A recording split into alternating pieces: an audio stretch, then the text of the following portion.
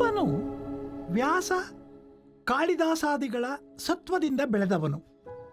ಆದರೆ ಅವನು ವಿಕ್ರಮಾರ್ಜುನ ವಿಜಯದ ಮಟ್ಟಿಗಾದರೂ ಕೃತಿ ರಚನೆಗೆ ಆಶಿಸಿದ್ದು ಸಹಜದ ಪುಲಿಗೆರೆಯ ತಿರುಳು ಕನ್ನಡದಲ್ಲಿ. ಅವನಿಗೆ ಕನ್ನಡದ ಬಗ್ಗೆ ಪ್ರೀತಿ, ಸಂಸ್ಕೃತದ ಬಗ್ಗೆ ಅಭಿಮಾನ. ನೃಪತುಂಗ ಹೇಳಿದ ನಾಡ ನುಡಿಯ ಬೆಡಂಗು ಪಂಪನ ಪಾಲಿಗೆ ದೇಸಿ. ಆದ ಕಾರಣ ತನ್ನ ಕಾವ್ಯ ನಿರ್ಮಿತಿಯಲ್ಲಿ ಈ ದೇಸಿಯೊಳ್ ಪುಗುವುದು.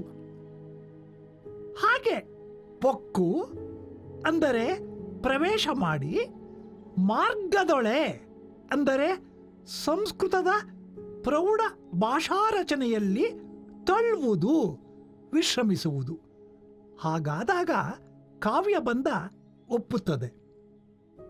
ವಸಂತದಲ್ಲಿ ಕೆಂದಳಿರಿನ ಹೊರೆಯಿಂದ ತೂಗುತ್ತಾ ದುಂಬಿಯ ಗುಂಜಾರವ ಹಾಗೂ ಕೋಗಿಲೆಯ ಕೂಜನದಿಂದ ಕೂಡಿದ ಎಳೆಯ ಮಾವಿನ ಮರದ ಹಾಗೆ ಪಂಪನ ಈ ಮಾರ್ಗ ದೇಸಿಗಳ ಒಡಂಬಡಿಕೆ ಒಂದು ಪ್ರಮುಖ ಕಾವ್ಯ ಧೋರಣೆಯಾಗಿ ಹಲವರಿಂದ ಪ್ರಶಂಸೆಗೆ ಒಳಗಾಗಿದೆ.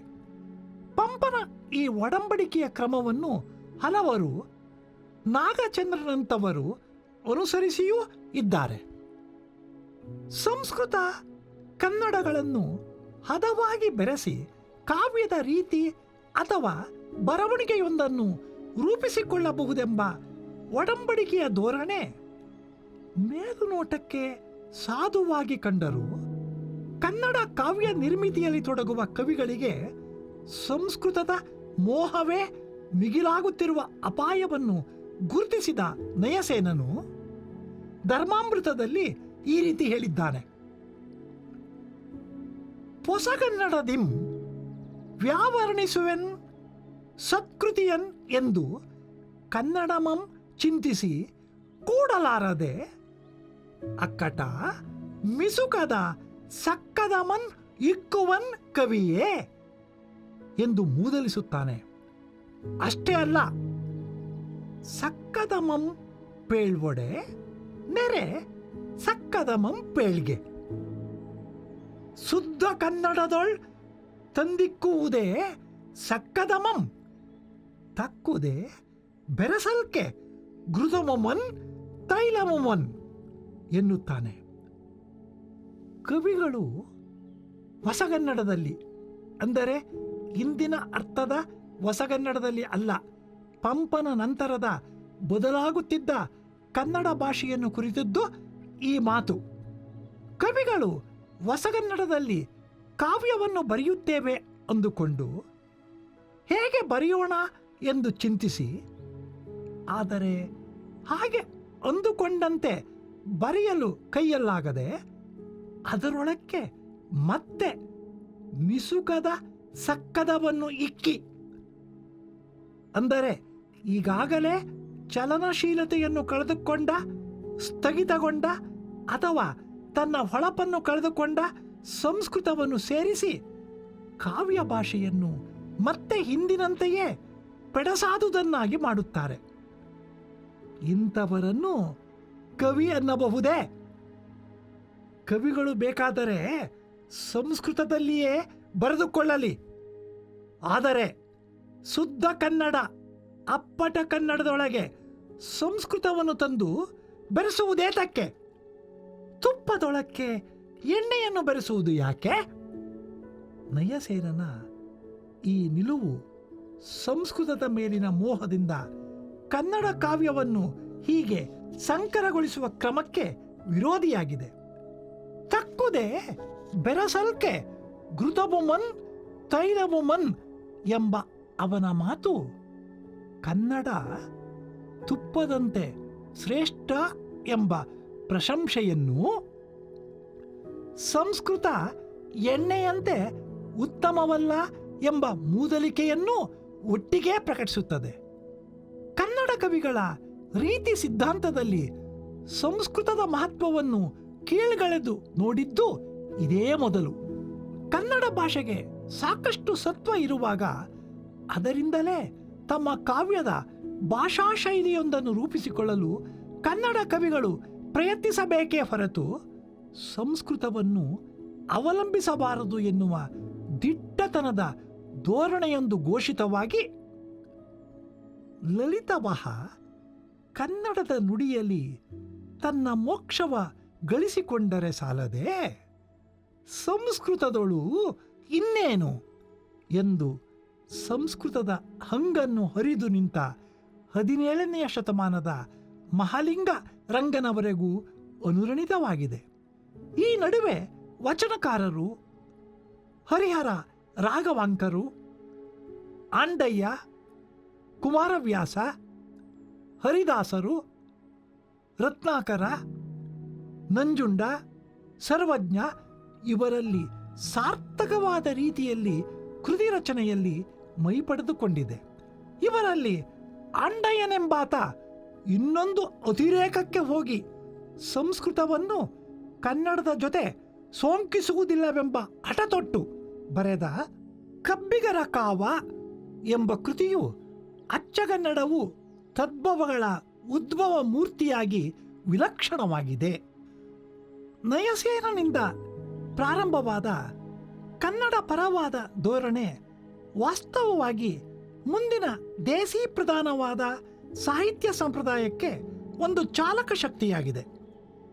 ನಯಸೇನನ ಈ ನಿಲುವು ಮತ್ತು ಅದಕ್ಕೆ ಅನುಸಾರವಾಗಿ ಅವನು ಹದ ಮಾಡಿದ ಭಾಷೆ ಮುಂದಿನ ವಚನಕಾರರಿಂದ ಸ್ವೀಕೃತವಾಗಿ ವಚನಕಾರರಲ್ಲಿ ಅದೊಂದು ಅಘೋಷಿತ ಧೋರಣೆಯಾಗಿ ವಚನ ಎಂಬ ಹೊಚ್ಚ ಹೊಸ ಅಭಿವ್ಯಕ್ತಿಗೆ ಕಾರಣವಾಯಿತು. ಅದುವರೆಗೂ ಈ ದೇಶದ ಬುದ್ಧಿಯ ಭಾಷೆಯಾಗಿ ಸಂಸ್ಕೃತ ಭಾಷೆ ಏನೇನನ್ನು ಸಾಧಿಸಲು ಸಾಧ್ಯವಾಯಿತೋ ಅದೆಲ್ಲವನ್ನು ಕನ್ನಡವೂ ಮಾಡಿ ತೋರಿಸಬಲ್ಲದು ಎಂಬುದನ್ನು ತಮ್ಮ ವಚನಾಭಿವ್ಯಕ್ತಿಯ ಮೂಲಕ ವಚನಕಾರರು ಸಮರ್ಥಿಸಿ ತೋರಿಸಿದರು. ಕಾವ್ಯದ ಭಾಷೆ ತನ್ನ ಪರಂಪರಾಗತವಾದ ಛಂದೋರೂಪಗಳನ್ನು ವರ್ಜಿಸಿ ಆಡು ಮಾತಿಗೆ ಅತ್ಯಂತ ಸಮೀಪವಾಗಿ ತೀರಾ ಗಹನವಾದ ವಿಚಾರಗಳ ಅತ್ಯಂತ ಸೂಕ್ಷ್ಮವಾದ ಸಂವೇದನೆಗಳ ಅಭಿವ್ಯಕ್ತಿಗೆ ಸಮರ್ಥವಾದ ಮಾಧ್ಯಮವಾಯಿತು. ಮುದ್ರಣನು ರಾಮಾಶ್ವಮೇಧ ಕೃತಿಯಲ್ಲಿ ಈ ರೀತಿ ಹೇಳಿದ್ದಾನೆ: ಸಕ್ಕದ ಮುಂದೆ ರನ್ನವಣಿಯಂ ಪೊನ್ನಿಂ ಬಿಗಿದಂತೆ ಎಸೆಗುಂ ಅದರಿಂ ಕರ್ಮಣಿ ಸರದೊಳ್ ಚಂಬವಳಮಂ ಕೋದಂತಿರೆ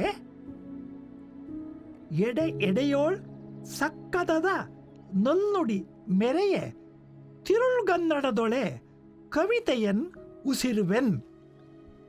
ನೃಪತುಂಗನಿಂದ ಪ್ರಾರಂಭವಾಗಿ ಮುದ್ದಣನಿಂದ ಪುನರುಕ್ತವಾಗುವ ಸಂಸ್ಕೃತ ಹಾಗೂ ಕನ್ನಡಗಳ ಹೊಂದಾಣಿಕೆಯನ್ನು ಕುರಿತ ಕಾವ್ಯ ಭಾಷೆಯ ಚರ್ಚೆಯಲ್ಲಿ ಎದ್ದು ಕಾಣುವ ಸಂಗತಿ ಎಂದರೆ ಕನ್ನಡ ಕವಿಗಳ ನಿಲುವು ಯಾವತ್ತೂ ಸಂಸ್ಕೃತ ವಿರೋಧಿಯಾದುದಾಗಿರಲಿಲ್ಲ. ಅವರ ವಿರೋಧವೇನಿದ್ದರೂ ಸಂಸ್ಕೃತದ ಅತಿಯಾದ ಬಳಕೆಗೆ ಮಾತ್ರ. ನಡು ನಡುವೆ ಸಂಸ್ಕೃತ ವಿರೋಧಿ ಎಂಬಂತಹ ಮಾತುಗಳು ನಯಸೇನ, ಆಂಡಯ್ಯ ಇಂಥವರಿಂದ ಕೇಳಿಬಂದರೂ ವಾಸ್ತವವಾಗಿ ಅವು ಸಂಸ್ಕೃತದ ಸಂಪೂರ್ಣ ನಿರಾಕರಣೆಯ ಉದ್ದೇಶದವುಗಳಾಗಿರದೆ ಕನ್ನಡ ಭಾಷೆಯ ನಿಜವಾದ ಸಾಮರ್ಥ್ಯದ ಅನ್ವೇಷಣೆ ಹಾಗೂ ಪ್ರಯೋಗದ ಪರವಾದವುಗಳೆಂದೇ ಭಾವಿಸುವುದು ಹೆಚ್ಚು ಉಚಿತವಾದದ್ದು. ಕನ್ನಡ ಕವಿಗಳು ಸಂಸ್ಕೃತ ಭಾಷೆಯ ದಟ್ಟವಾದ ಪ್ರಭಾವ ಹಾಗೂ ಬಳಕೆಯ ಬಗೆಗೆ ತಮ್ಮ ಪ್ರತಿಕ್ರಿಯೆಯನ್ನು ದಾಖಲು ಮಾಡಿದ ಸಂದರ್ಭಗಳಲ್ಲೆಲ್ಲ ವಿಶೇಷವಾಗಿ ಕಾಣುವ ಮಾತೆಂದರೆ ಕನ್ನಡ ಕಾವ್ಯದ ಭಾಷೆ ಆಡುನುಡಿಯ ಸತ್ವವನ್ನು ಒಳಗೊಳ್ಳಬೇಕೆಂಬ ಕಡೆಗೆ ಇದೆ ಅನ್ನುವುದು. ನೃಪತುಂಗನು ಪ್ರಸ್ತಾಪ ಮಾಡುವ ನಾಲ್ನುಡಿಯ ಬೆಡಂಗು, ಪಂಪನು ಹೇಳುವ ಸಾಜದ ಪುಲಿಗೆರೆಯ ತಿರುಳುಗನ್ನಡದಿಂದ ನಿಷ್ಪನ್ನವಾಗುವ ದೇಸಿ, ಇವುಗಳ ಜೊತೆಗೆ ಆಂಡಯ್ಯನು ಹೇಳುವ ಅದು ಎಂದರೆ ಕಾವ್ಯ ಅದು ಮಾತನಾಡಿದ ಒಲ್ ಅಂದವನ್ ಆಳ್ದಿರೆ ಬಲ್ಪು ನೆಟ್ಟನೆ ದೊರೆಕೊಂಡುದು. ಅದು ಎಂದರೆ ಕಾವ್ಯ ಮಾತನಾಡಿದ ಹಾಗೆ ಅಂದವನ್ನು ಒಳಗೊಂಡಿರಬೇಕು. ಹಾಗಾದಾಗ ಅದಕ್ಕೆ ಬಲ್ಪು ಅಂದರೆ ಒಂದು ಬಗೆಯ ಸಾಮರ್ಥ್ಯ ನೆಟ್ಟಗೆ ಅಂದರೆ ನೇರವಾಗಿ ದೊರಕೊಳ್ಳುತ್ತದೆ ಎಂಬ ಮಾತನ್ನು ಸೇರಿಸಿಕೊಂಡರೆ ಮತ್ತೆ ಮತ್ತೆ ಕನ್ನಡ ಕಾವ್ಯ ತನ್ನ ಸ್ಥಗಿತಗೊಳ್ಳುವ ಸ್ಥಿತಿಗಳಲ್ಲೆಲ್ಲ ಚಲನಶೀಲತೆಗಾಗಿ ಅದು ಆಡು ಮಾತಿನ ಶೈಲಿಯ ಕಡೆಗೆ ಹಿಂದಿರುಗುವುದನ್ನು ಗುರುತಿಸಬಹುದು. ಕವಿ ಕಾಮನೆಂಬ ಕನ್ನಡ ಆಲಂಕಾರಿಕನು ತನ್ನ ಶೃಂಗಾರ ರತ್ನಾಕರದಲ್ಲಿ ಜಗತ್ತಿನಲ್ಲಿ ಬಳಕೆಯಾಗುತ್ತಿರುವ ಜನರ ಮಾತುಗಳನ್ನೇ ಛಂದಸ್ಸಿಗೆ ಬರುವ ಹಾಗೆ ನೇರವಾಗಿ ಮಾತನಾಡುವ ಕೌಶಲವೇ ಕಾವ್ಯ ಅನ್ನುತ್ತಾನೆ.